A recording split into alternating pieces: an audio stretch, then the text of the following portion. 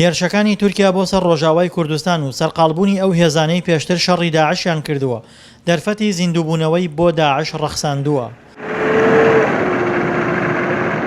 حکوومەتی عێراق هێزی زۆری ڕەوانەی سنووری سووریا کردووە و دەیەوێت ڕێگری بکات لە هاتنی چەکداری داعش لە سووریاوە بۆ نێو وڵاتەکەی بەتایبەت دۆخی ئەمنی کەرکووک و هەندێک ناوچەی کێشە لەسەر خراپە. ناوچەکانی باکووری ڕۆژاوای کەرکووک گرفتی ئاسایشیان تێدا هەیە. ئەمە ڕوونە و سەرکردەی هێزە چەکدارەکانمان ئاگادار کردوتەوە لە ڕاستیدا چۆلبوونی ناوچەکە لە خەڵک بەهۆی ڕووخانی گوندەکانیان دەرفەتی بۆ داعش ڕەخساندووە، هەروەها بۆشایی ئەمنی بەهۆی کەمی هێز لەو سێ گۆشەیە کە پێی دەوترێت ناوچەی سەخت و چاڵ و بەرزی و شاخاوی کە هێزی تیان نییە.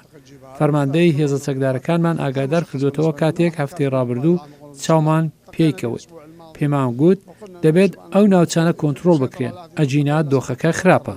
لەگەڵ دروستبوونی پشێوی لە سووریا داعش لە عێراقیش چالاکی دەست پێکردەوە، بەتایبەت لە چەند ڕۆژی ڕابردوودا لە دیالە و کەرکووک و چەندین ناوچەی تر چالاکیان ئەنجام داوە کە چالاکیەکان خۆیان لە کوشتنی ژمارەیەک پۆلیس لە ناحیەی مەندەلی و کوشتنی بەرپرسێکی عێراق لە حەویجە و چەندین هێرشی تر دەبینێتەوە.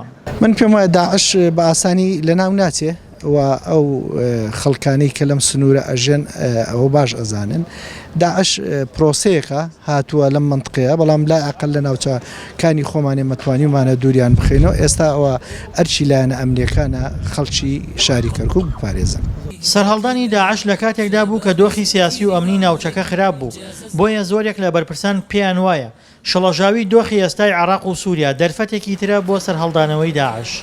یا و پەرتەوازەیی کەوا لە سووریا هەن، ئەمای جموجۆڵیان هەن، یان لێجەکان چالاکیەکەن ئەنجامەدەن لە زۆر شوێنەکان چونەتە زۆر قوڵایی ناو شوێنەکانەوە توان چالاکی ئەنجام بۆ نمونە کاتێک کە حەویجە و ڕیاز و ئەو شوێنە ڕزگار کراون خەڵکی زۆر هاتنە و کەرکووکەیسە بۆ نمونە ئەو خەڵک جارێ مەلەفی ئەمنی شکستێکی زۆر گەورەی تایە، بەڵام من ئەڵێم هۆ کارەندێڵەکان زۆر ینی کاراترە بۆ دروستبوونەوەی داعش. کەم هەنێ وڵاتەیە خێری بۆ وڵاتی ئێمە ناوێت، ینی وەزعەکە خراپتر شێواوتر بکەن.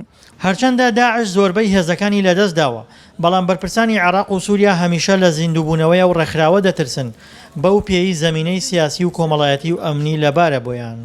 دڵشاد ئەنوار، دەنگی ئەمریکا، کەرکووک.